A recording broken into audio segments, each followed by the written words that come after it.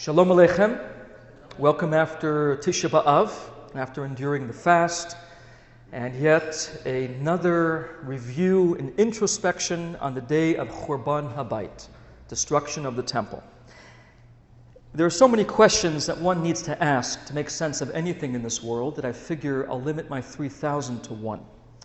The most obvious question that happens this week, we had the overlap between Tisha B'Av being on Shabbat, which then postponed the fast and all related lamentations to Yom Rishon Sunday. And now we have this week one other new 6 days later holiday, Tu B'Av. And what is Tu B'Av? The holiday of love.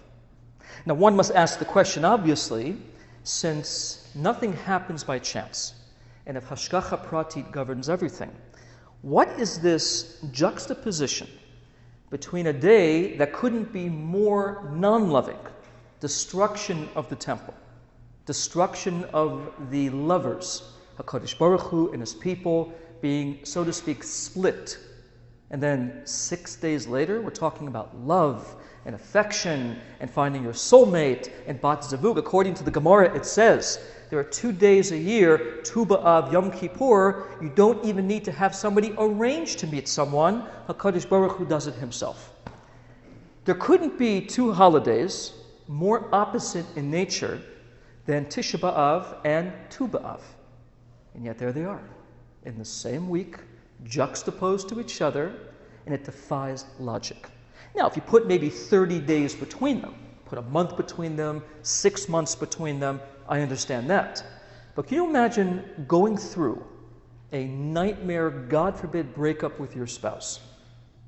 Can you imagine it? We've all had fights. We know what it feels like. And then 6 days later, after the home is destroyed, you're back in love? It's all back 6 days later? Doesn't make a lot of sense when you consider there's very little time to regather one's thoughts, one's emotions, change course, and march back into love again. Why are these 2 days juxtaposed together when their nature and their quality couldn't be more opposite in the same week? Furthermore, what parsha are we now in? Va'etchanan. One of the psukim we have, V'atem hadvekim, Ba'adoshem Elokechem, Chaim kochem hayom. You are bound to God, your God, and when you are, you will live kochem hayom. All of them are alive. So the idea of bonding to something, devekut, is exactly the opposite of Tisha B'Av, which is splitting things up. Why do we have the juxtaposition of the two holidays? Why is Parshat Va'etchanan falling now in this week? Why? These are some of the questions that we have to deeply explore to understand where we need to be. Now, I will say to you that if we can answer efficiently and deeply enough these questions, you will understand the mission of Judaism at the philosophical level for all time. The answer to these questions is not simply about answering one question. The question we're asking tonight is the question, which I'll prove out as we move forward. This is the question that will explain to you what Judaism is and what it is not. Because we all know to be a Jew in a world where antisemitism, as we see today, flares up every couple of decades, reveals its ugly head, a world where a Holocaust just happened, a world where pogroms happened, all kinds of anti-Semitic, not only in destruction in a physical sense, policies, politics. We see it now in Europe. This is not new. This is ancient. What is the Jewish mission? What is it about? So, let's begin with a question that the Holy Zohar brings. On the first day of actual creation, God said, "Let there be light." Vayomer Elokim Yahi Or. Let there be light. And what did God do? Separated between the light and the darkness. The darkness He called day, night. The light He called day. I just gave away the punchline, by the way. If you delve deeper into that statement, it makes sense. Darkness is night, light is day, and Rashi comes and says the following. Light and darkness, night and day, are not just simply descriptions of the nature of the universe at that time. At nighttime, darkness predominates. Daytime, light predominates. What is light and day? Descriptions of redemption and exile. Light, goodness, kindness, revelation, closeness. Even the term boker, morning, comes out of the root to select. You can see things clearly. Nighttime, darkness, evil, exile, difficulties. So Rashi comes and says, quoting the sages, he separates the light from the darkness, meaning removes it.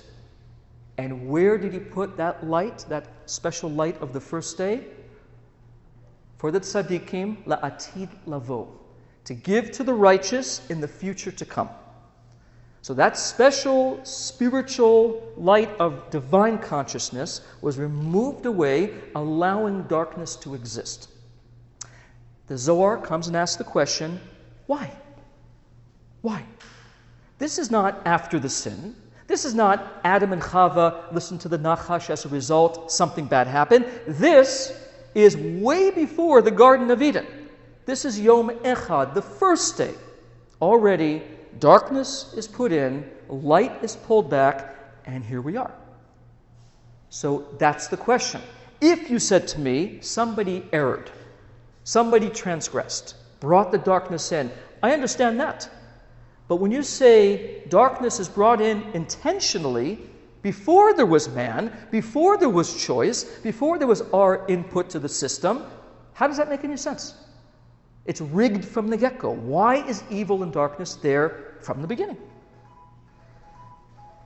So there's a remarkable insight that the Zohar brings. The Zohar comes and explains the reason why we must all confront the darkness by design is in order to have a perfect service, an avoda shalema. It has to also transpire in darkness. If you didn't have the darkness, you would not have complete service. All right, so what's that mean? We know what that means. Marriage, relationships, devotions. If I'm only devoted to my principles when daytime predominates, when I feel like it, when things are good, when I'm happy. But when things are rough and times are difficult and there's challenges and obstacles, I abandon my post and do not maintain fidelity to the contracts I've obligated myself to. What kind of person is that? Do you want to be involved, say, on a business level with somebody who says, I'll come into the office when I feel like it. When things are tough, I'm not coming in. That's not really a service. You can't build a company that way. If someone says, I'll be faithful when I'm happy, when there's challenges, maybe not. You want to invest emotionally in this person? Divine service, as taught at length in Chassidus, is meant to be derived from our contemplation of the human experience. Just like human beings, to truly be in a complete relationship, have to stick it out no matter what. To the best of their ability, so too. Why is darkness put into the scene? Says the Zohar, to give you the challenges without which a true service can never ever be reached. If it's only in the light, you cannot know if the avoda is complete. That's the answer. So now, to take it one step further, the Zohar elsewhere explains, which is the basis of many works of Chassidus, greater is light that shines from darkness than light that shines from light. It actually comes from the book of Kohelet, Ecclesiastes. Greater is wisdom from folly, like the light from the darkness. Right? The simple meaning is, it's a contrast. Just like wisdom is better than folly, so too light is better than darkness. But the Zohar's reading of it is not light in compared to light from darkness. When it shines out of darkness, that light is infinitely stronger. So, when we face the dark, and we champion it. We don't abandon our post. We stick. We take the avoda to the next level. Then the light of the avoda that shines out of that is infinitely stronger, incomparable from light that's natural, in a time of light. When we face our individual and collective challenges, and you look historically at what's come out of them when we've prevailed, even in the aftermath of destruction, something bigger always arrives. Destruction of the Jewish experience in this generation, the Holocaust, the previous generation, not that long ago, what was born immediately after? The state of Israel. Reclaiming of a homeland that had not been in our possession for millenniums. Whenever you see individual challenge and you go through the pain of overcoming it and you rise above, the advantage of that is something bigger is on the other side. But it takes endurance, it takes trust and confidence in one's abilities. It's difficult. It's not easy to do. If we take the Zohar statement one step further, the task of a Jew is to be able to serve, to reveal God's oneness, whether it is light or whether it is dark. So the sages note, one, echad, which is in this parsha, Shema Yisrael Hashem Elokeinu Hashem echad. But one only is not sufficient. It has to be one in light and one in darkness. What is the numerical value of one? Echad. Okay? Equals one. How about the word? Aleph, Chet, and Dalet. 13. So if it's 13 twice, both in light and in darkness, what's the sach hakol? What's the value? 26. The value of Yud and Hey, Vav and Hey. God's name. Now we know from the early commentators, the Rokeach, Hashem's name, Yud and Hey, Vav and Hey, is an acronym, a simple acronym. The Yud, Yihiyeh, future. First Hey, Haya, past. Vihoveh, and the present. Future, past, and present all together. So when you ask the question, what is it to be godlike? What's it mean to be a godly person? You have to be in the future, the past, and the present at the same time. Which means, looking at creation, let's talk about the past. Then we'll talk about the future, and then talk about the present. What is the past of creation? What precedes the creation that we have today? Tangible beings, a nothingness, but a particular nothingness. What we call in the world of Kabbalah, Olam HaTohu, a world of chaos. In the writings of the Arizal, there's a whole section called Sha'ar Shavirat HaKelim, Sha'ar Refach, that gets into the idea of the broken vessels, a broken world. So in the past is brokenness. In the present, we are repairing. We are workers. We're taking our tools and repairing. What is the future? Redemption. Repaired. Fixed. Glory. So, to be somebody in the avoda of Hashem. We don't say, by the way, avodat Elokim. We don't use Elokim. We always say avodat Hashem. Always. You never hear ever avodat Elokim. Because avodat Hashem tells you what the avoda is.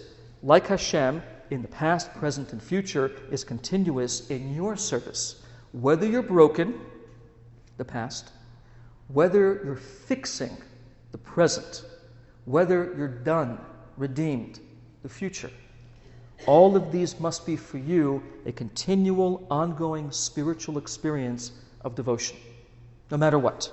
That's the ikar of our service. So, when we show in moments, it doesn't have to be big moments. It could be individual struggles. I don't want to go daven today because this, and this happened to me. I don't want to give tzedakah because of this. I don't want to say, and it's little things that distract and pull you away, and you say instead, forget that. I'm doing it because that is the avoda, to do it, to do the service. So when we master one in the time of light, one in the time of darkness, then we have Hashem.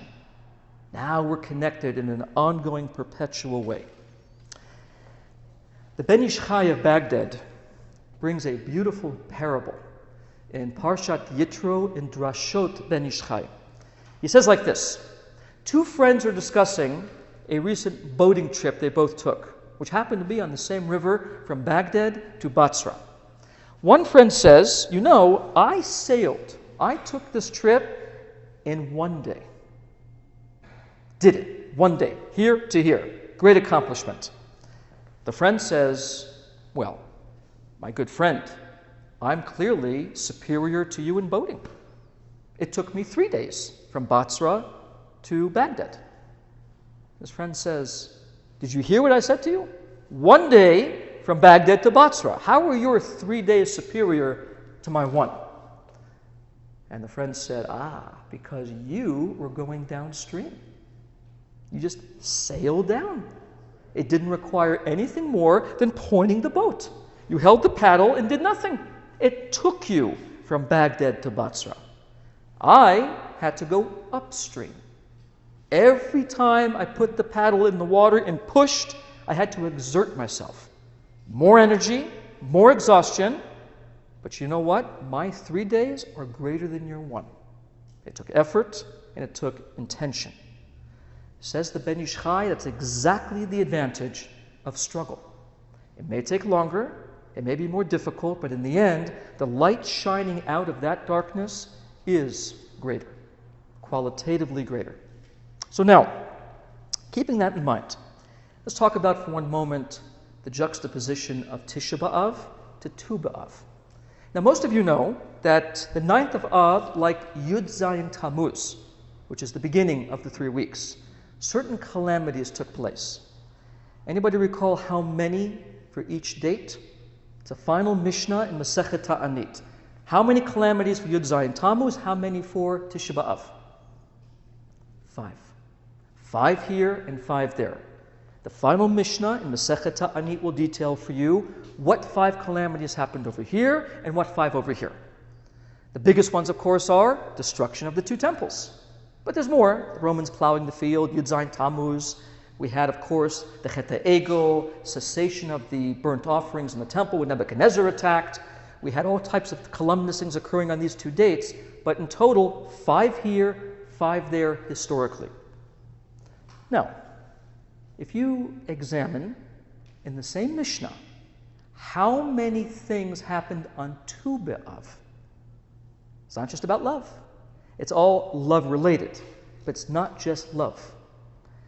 The Gemara, the Mishnah and the Gemara explain 6 things happened on Tu B'Av. So 5, Yud Zayin Tammuz to open the 3 weeks, 5 on Tisha B'Av to close the 3 weeks. 6 days later, 6 things happened on the holiday of love. Why? 5 and 5 and 6. Why is that? What are we talking about? So now we begin to understand. Every time you reach Tisha B'Av, our sages tell us, in any generation that the Beis HaMikdash was not built, you destroyed it individually. You were not at the level for its rebuilding. Okay, we face that. And then you come out of Tisha B'Av. You survive the fast. You survive Lamentations. You survive the struggle through all the 21, 22 days respectively. And then you go forward. You reach Tu B'Av, and there are 6 beautiful happenings that transpired then on the holiday of love. So disaster has 5. 5 here, 5 there. But the love holiday has 6. Why is that? Why that number? So now we begin to touch into the heart of this. The Gemara in the Tractate of Makot in the 2nd Perek teaches about an idea that's related to a person being put into exile through a downward motion that kills a person unintentionally. There's the famous example of the butcher who lifts up the hatchet, and when he brings it down, God forbid, somebody's there, he didn't see the person, and because of the downward motion, he's sent into exile for reasons talked about there. When it talks about a particular case of a ladder climber. He's going up the ladder, rung by rung. There's somebody below him. He goes up, he steps down, breaks the rung. His foot hits the guy in the head, or the rung itself falls, knocks the guy off, and kills him. Gemara has a question. How do we judge that? Up or down?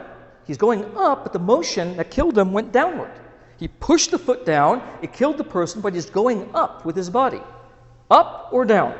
Up, no exile. Down, exile. So the Gemara explains, this is the famous thing, if you memorize one thing tonight, this is the famous Hasidic concept derived out of this legal case in the Talmud. Say the sages, it actually is going up. Yerida, shehit sorech aliyah. He's going down, but for the sake of going up. So legally, okay, that just means that he did go down, but where is he really going? Up the ladder. But they say, no, this is different. Downward, yes, for the sake of up. Chassidus comes and says, every time you go down, shehit sorech aliyah, it is only for the sake of rising. Rising up. There is no such thing as a descent without a greater and more impressive ascent to follow. Every aspect of darkness, God forbid, every evil, collectively, individually, every struggle is never ever for the sake of going down, and God forbid, remaining down. Every descent is for the greater ascent to follow. That's the essence of this. So that one term in the Talmud, a legalistic idea, becomes the bedrock and the foundation to everything in the Hasidic movement, from the Baal Shem Tov, but the Baal Tanya, all the way down to the current Rebbe. All of these different schools are built upon that principle, going down for the sake of rising. So here comes the question. What comes out of us when we struggle? What does that mean? That going down for the sake of rising.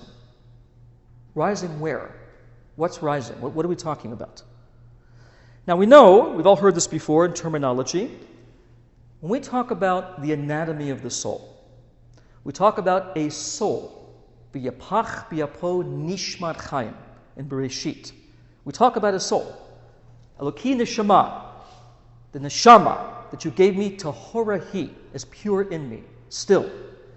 But our sages tell us the soul really has 5 different manifestations. 5 kinds. How was that derived? Says the Medrash to Tehillim, one of the psukim that we say in the book of Psalms 5 times. Barchi nafshi et Hashem. Barchi nafshi, bless my soul, God. 5 times. Correspond to 5 levels of soul. Nefesh, Ruach, Neshama, Chaya, and Yechida. 5 types. Now what are the 5? 3 of them exist in the spiritual awareness of the body. The nefesh, vayinafash, hitlabshut badam, is in the blood. Physical. The physical feeling of godliness. Physical sensations, mitzvot, etc. is nefesh oriented. Ruach, spiritual experiences in the heart. The midot of the person. Neshama, spiritual experiences as it pertains to cognition. Chaya, willpower, volition. But the one that's truly inscrutable, the most concealed, is called Yechida Shebenefesh, the Yechida of the person, the 5th and final level. The Zohar tells us, even though all 5 are with us, you have to activate them sequentially. You're given first, says Saba Mishpatim in the Zohar, you're given a Nefesh. If you master it, the Ruach is activated. If you master that, the Neshama, then the Chaya, then the Yechida. So as you can imagine, to go through one's life and master all 5 is a rare phenomenon indeed. Only the tzaddikim of every generation have, as it were, the Yechida, except it's not entirely true. Every single time you have to sacrifice for something. You have to face the darkness and with an act of Mesirat Nefesh, push forward, overcome against every possible comfort, and activate the deepest ability of yourself beyond limitations. That's called the Yechida. Very simply stated, the Arizal teaches you can bring the Yechida down through acts of Mesirat Nefesh, which becomes, again, the foundation for everything in Chassidus. Now, what does that mean practically? When you say to somebody who speaks Hebrew, Mesirat Nefesh, and you ask them for a translation, they will translate typically self-sacrifice. Because historically, it meant, if God forbid somebody, this is a famous story, Rabbi David Abu Chatzera, they were threatening the town, and he gave his life instead, physically, gave his life. Rabbi Akiva, right, the story of the Avoda on Yom Kippur, same thing. Mesirat Nefesh physically is the giving of one's life, God forbid. But there's another level, a better level, because we can do it. Says the Alter Rebbe, Mesirat Nefesh means lifting your will out of the vanity of the world until it's only one will for God. Ratzon echad yavinu shebashamayim. So every time your will and God's will conflict, and you rise above the conflict, as uncomfortable and annoying as it may be. You don't want to do it. You don't feel like doing it, but you do it anyways. When you do that, says the Alter Rebbe, that is Mesirat Nefesh. Simple example. You're hungry. Mincha time comes. The second Mishnah, Masechet Shabbat, talks about things that you don't want to do close to Mincha time. One of them is sit down for a meal. Because why? You have to bench afterwards, and if you are caught up benching, you can miss davening. Okay. Mincha comes. I'm hungry. My stomach says, you're hungry, feed me. Now I have a conflict. Oh, wait a second. Mincha time, eating. I can rush and begin to rationalize. Maybe this, maybe that. If you decide, even though in the stomach you really want to eat, but you say, because the law says the following, as uncomfortable as I'm going to be, I'm going to give myself to the law because it's required of me now. Rising above my comfort, rising above my own limitations, and doing what the avoda requires. That is one in darkness, echad b'choshech, and it's self-sacrifice. Self is sacrificed. That's the meaning of it. My selfhood, yeshut, ego, is set aside for the better cause, the holier cause. When that happens, says the Arizal and the Tzemach Tzedek and Biuri Zohar, one touches all the way to Keter. He reaches a level that is not part of normal creation. He draws a whole new light into creation that was never here before. It's called Yichud Pinimi de Abba de Ima. It's a whole level only accessible if you put yourself above levels. You give yourself. So it doesn't have to be, God forbid, life and death. It's as simple as, I want something, you want something. I'm giving myself to the task anyways, even though it means setting aside my personal likes. Mesirat Nefesh brings out the fifth and highest level of the soul. We're taught in Mashiach's time, guess what happens? That becomes every single moment of every single day. The Yechida now is revealed to us, not just simply touched, a conscious part, an ongoing continuous consciousness from level to level to level to level called 50,000 Jubilee years. Rising and rising and rising without end. That's a messianic model. Today, you can reach Mashiach a little bit by acts of Mesirat Nefesh. That's how we do it. So now, going down for the sake of rising, Tzorech Aliyah, hidden in those words is exactly that teaching. Yerida, going down, Rech, the reason of Aliyah, can be read Alei Hey, rising to the fifth. Every time we go down, it's to bring out the fifth level of the soul, Mesirat Nefesh. And if we do that, and we bring that one into the darkness, whatever it may be, personal, collective, God forbid, whatever the struggle happens to be, I give my will in that way. That is the avoda that brings us to an avoda shalema, a perfect service. So now, we go back to the question, why is it 5 tragedies for Yud Zayin Tammuz, 5 tragedies for Tisha B'Av and 6 levels for Tu B'Av.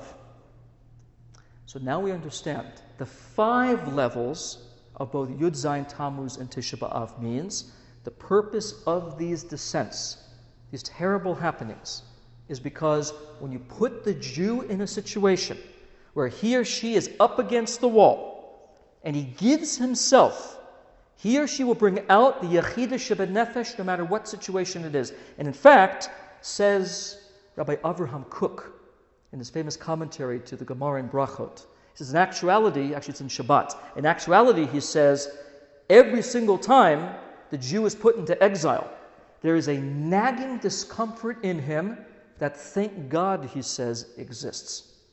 It reminds him, you are not where you are supposed to be. And he says, when the nations tax the Jews, force them to choose Judaism or not, force them to either assimilate or be a Jew, but then they have to suffer, God forbid, persecution. He says, whenever we have that situation, he says, it emboldens the Jew, like we see during the Hanukkah wars, Purim, Mitzrayim. When you look at the history of the Jewish people, once they're up against suffering, foreign powers, foreign dictators, it pushes something inside to rebel and resist and reclaim the Jewish identity, and that is Mesirat Nefesh. It brings it out. So according to him, he says, thank God we're not comfortable. If you were comfortable, you would assimilate. If you're not comfortable, you want to fight. If you don't want to surrender, you want to fight. That's the essence of who the Jew is. So now, 5 and 5, Yud Zayin Tammuz, Tisha B'Av. Tu B'Av comes, and we go to 6. The Gemara, the Mishnah counts 6 happenings to teach you, like we just said, Yerida Shehi Tzorech Aliyah. You go down for the sake of rising up. The fact you have 5 calamities, but 6 manifestations of love tell you it's one higher than the 5. You went down, but when you came back, when you rose up, you're now at a higher level than when you started. You didn't go down 5 and rise up 5. You went down 5 and rose up 6. It's hidden in the remez, the beautiful way that the Gemara explains things to us. So know that Jewish history teaches us, if you put us into exile, collectively, individually, but we truly champion what it means to be a Jew, rise to our potential, you're not going to rise back to where you started. You're going to rise back much higher than that. And in fact, the Lubavitch Rebbe in his Mamarim brings that Noah's Ark, the Teva of Noach, had various levels. According to the Ramaz, the famous Makubal, Rabbi Moshe Zuchato, the Ramaz teaches us that the ark, with all of its parts, corresponds to Nefesh Ruach Neshama Chaya Yechida. And when it says in the Torah that the ark was lifted 15 amot higher than even the tallest of mountains, it's an allusion to this idea of rising and rising up due to conflict, due to the Mabul, the flood. So we have that ability in us. That is the essence of our struggle, to bring out and unleash Yechida Shebenefesh. So now, if our job is to reveal oneness even in the dark, to bring that part of us out, it's brought by the sages, when Mashiach will come, the night will shine so brightly, it'll be indistinguishable from the day. Now, obviously, it does not necessarily mean that there's going to be no nighttime. It's talking about the nighttime of the heart, the corridor of the heart, the left ventricle, Malay Dam, says Tanya. The animal part will shine as bright as the divine part. V'et ruach hatuma'a a'avir min ha'aretz. I will cause impurity to pass away. The nigla will be revealed, the words of Hashem, from the mouth of Hashem. The heart will be utterly transformed to the point that even your animal will shine like your divine soul. A complete transformation, metamorphosis of the animal nature. Avoda Shalema. Now, if that's the case, that night shines like day, that means when we talk about making the nighttime one, every time I face the darkness and resist, what I'm really doing is saying, let there be light. That's the deeper idea. When we say in a moment of struggle with Mesirat Nefesh, I'm not going that way, I'm going this way instead. I feel the pull, but I'm going toward godliness and choosing what the avodah is supposed to be. What you're really doing is saying, even the darkness is light. I don't review it as or feel it as a crippling, imprisoning dark. I view it as an opportunity. I will light the candle, light the torch, and bring light even into a place that appears to be, to the untrained eye, dark. So as we practice the avodah of lighting candles, saying in darkness, no, let there be light. As we do that, we're really setting the stage for the eventual ultimate manifestation of a perfect light that will shine in the darkness and in the day. So if that's the case, we now understand even something deeper. The verse that we talked about, that's in this parsha, V'atem hadvekim v'adoshem adokechem chayim kochem hayom. You are bound to God your God this day, and all of you are alive. All right, so watch this. If you examine the verse, all of this week's parsha, coming out of Tisha B'Av into Tu B'Av, going from 5 to 6, descent, greater ascent. It's all hinted to in the verse itself. V'atem. What's the word v'atem mean? And you. If you break the word into two, it's vav atem. You are 6. When v'atem hadvekim. Break it in two. When he devakim. When you bind the 5, the adoshem Elohechem. When you bind the 5 to God, chayim kochem hayom. All of them are now day. All of them are alive. Hayom means the 5 are day. So the verse actually says, when are you at the level of ascent? How do you rise up? When you take the 5, Yud Zayin Tammuz, Tisha B'Av, and in the midst of the darkness, Devekim, you bind it to Hashem Elokechem. You bind it to God. You use the darkness for avodah. Then not only are you all alive, Chaim Kuchem, but Hayom, even the 5, are like day. It's an amazing concept. So this parsha talks really about the idea of overcoming darkness. And in fact, Al Pi Pshat, Moshe Rabbeinu has to overcome a darkness of his own. The Et Chanan. What's he praying about? To eradicate the decree of not allowing him into the land of Israel. So even the nature of the parsha is the struggle with something difficult and trying to rise above it with all of one's ability. So for us, we have to say, whenever we face something, know 2 things. Number 1, the nature of the Jew is to go down by design. We are put and thrust into the darkness because we are the lamplighters. It says it on Har Sinai, you will be a light unto the nations. You have to go into the goyim, into the nations, into all of the broken traits and say, let there be light. You're the lamplighters. So if you're not put into the darkness to say, let there be light, what is the avodah then? It's indistinguishable from everybody else. I remember when I was back in college, 23, 24 years old, and my anthropology teacher, cultural anthropology, Jim Baker, not Jewish, but he saw tzitzit, he saw the kippah, and he said to me, I'll never forget this is a flashbulb memory. He said, you know, it's because of the Jews I believe in God. I was thinking, really? Okay, I'll bite. Why? And he said, anthropologically, statistically, it makes no sense that you're still here. You shouldn't be here. Your land was taken, your resources removed from you, You were driven out of your land, driven out of all the lands, persecuted by the greatest empires who ever reigned. They're gone, and you're here. That's something outside a calculated phenomena. Doesn't make any sense to the logical mind.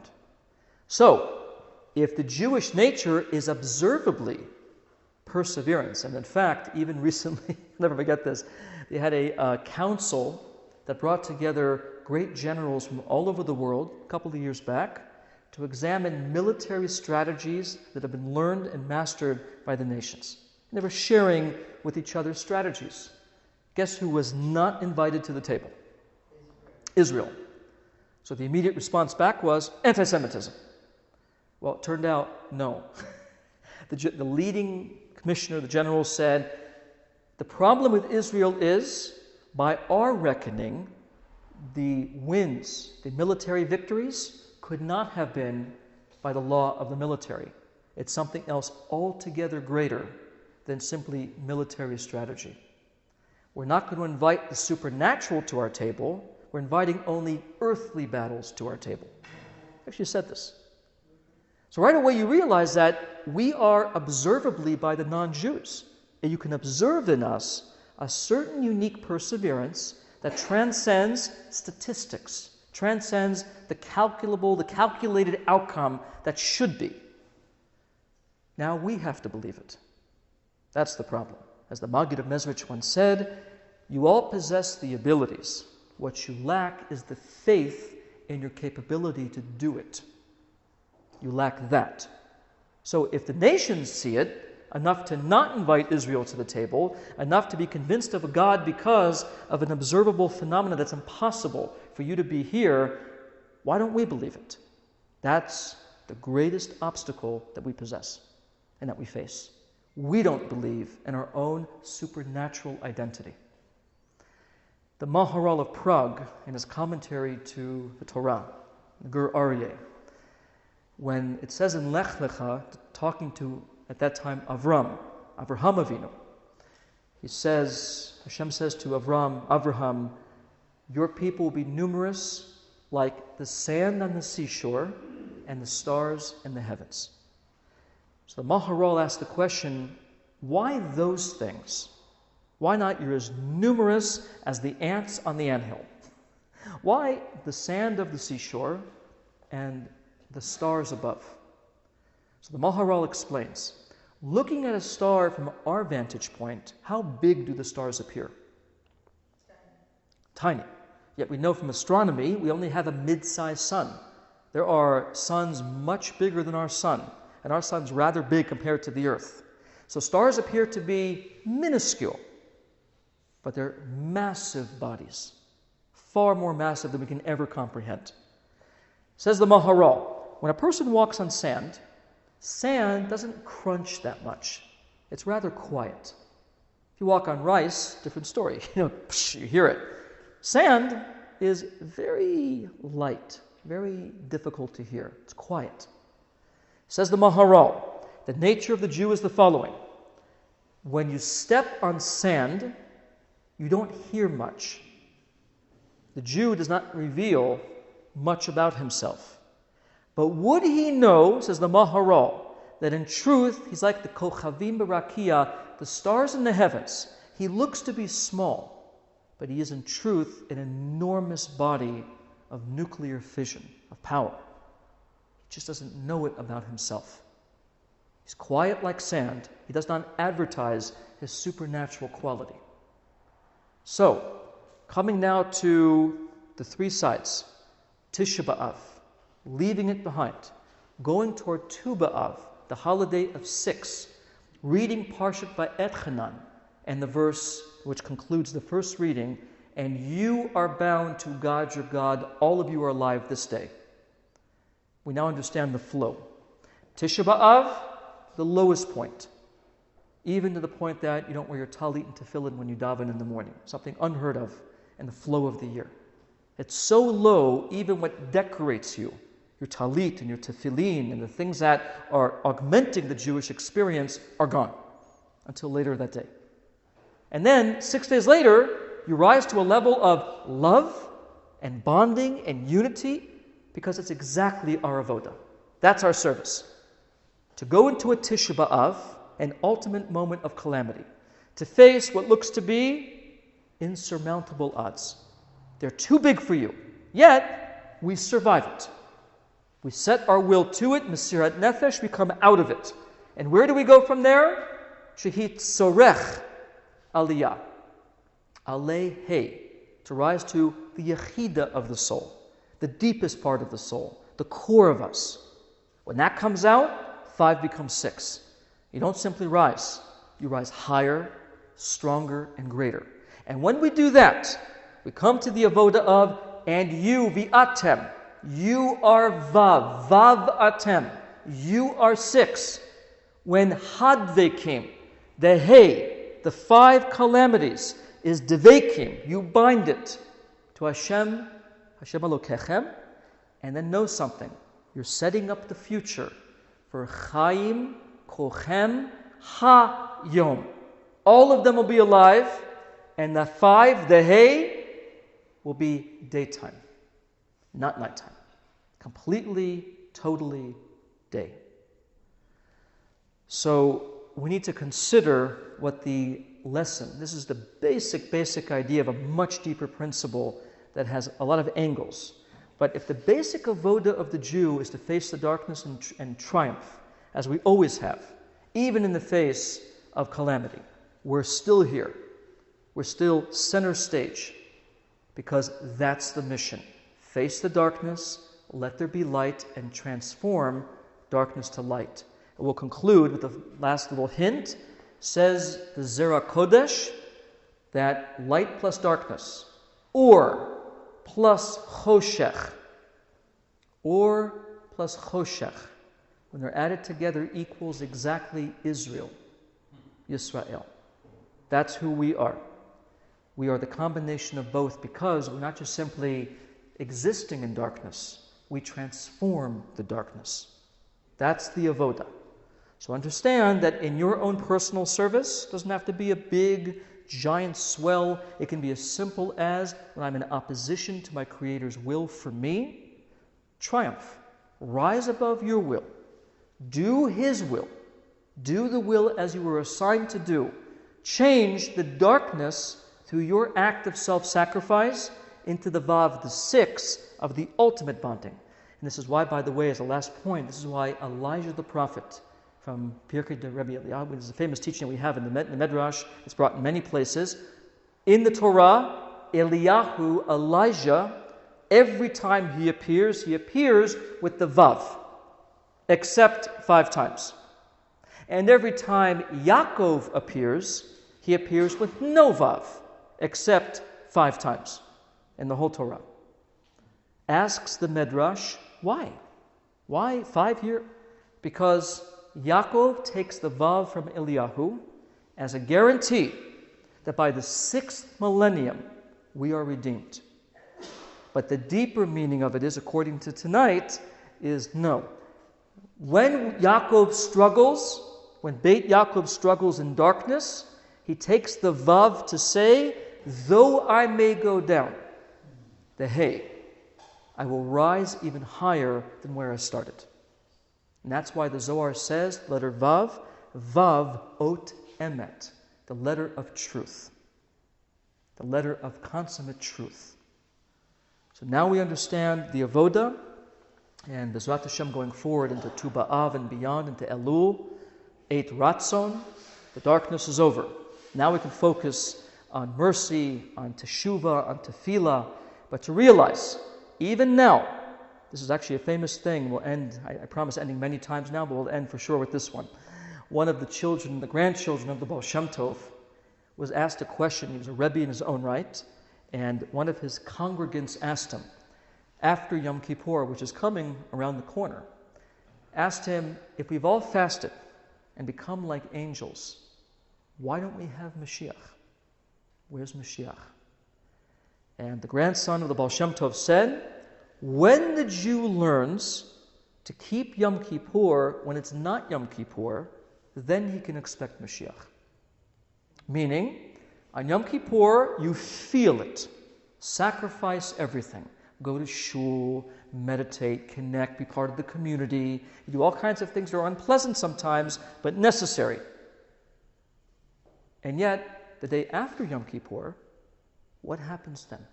We begin building the sukkah. But what this means is, if you are able to sacrifice like Yom Kippur when it's not Yom Kippur, that's B'yat HaMashiach. That's what that means. So we have to now take the drive of Tisha B'Av and build the Beis HaMikdash by brick, part by part, giving our ultimate will, Yechidah Shebenefesh, to reveal the Vav after the Hey and truly transform even the darkness, Chaim Kochem Hayom, into consummate bright day. That's Mashiach, and that is the avoda of the Jew. Any questions?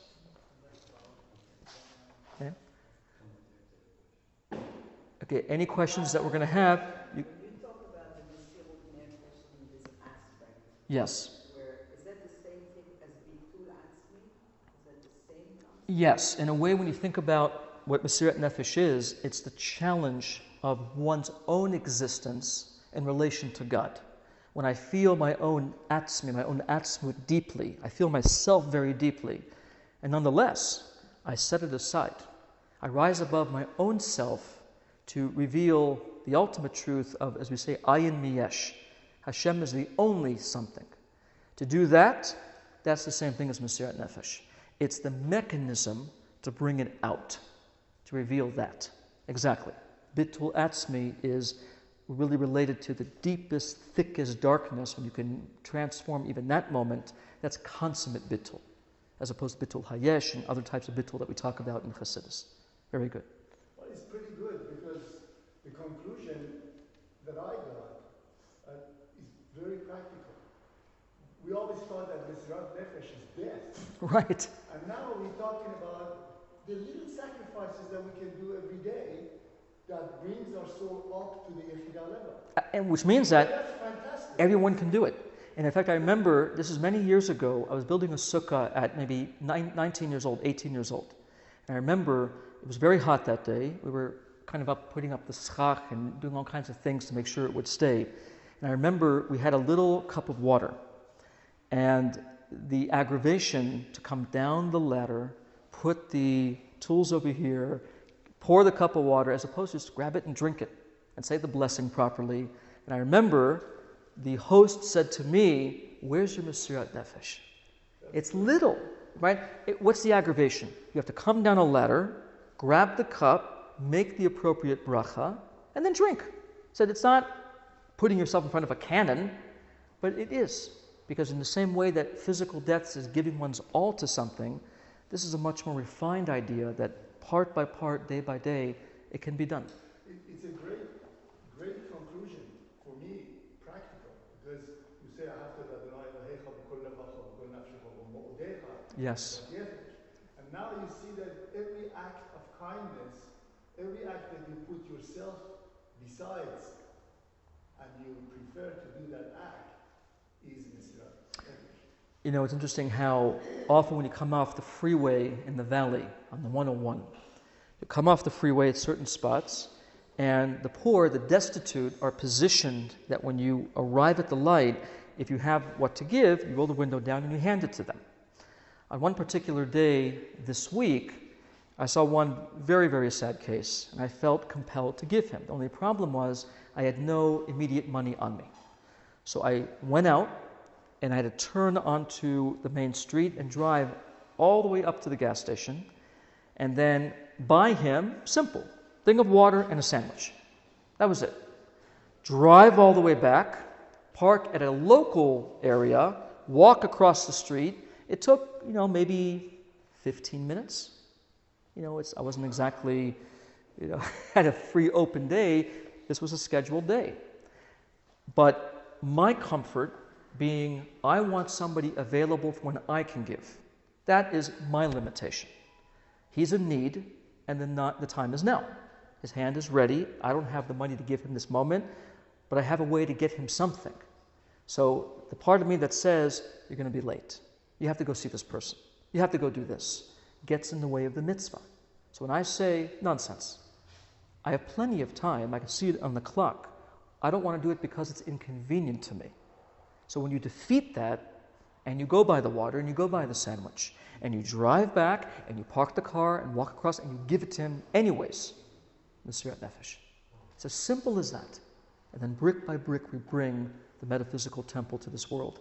Yes, Rabbeinu. Does it mean that God will always look for something negative, or look for darkness, why?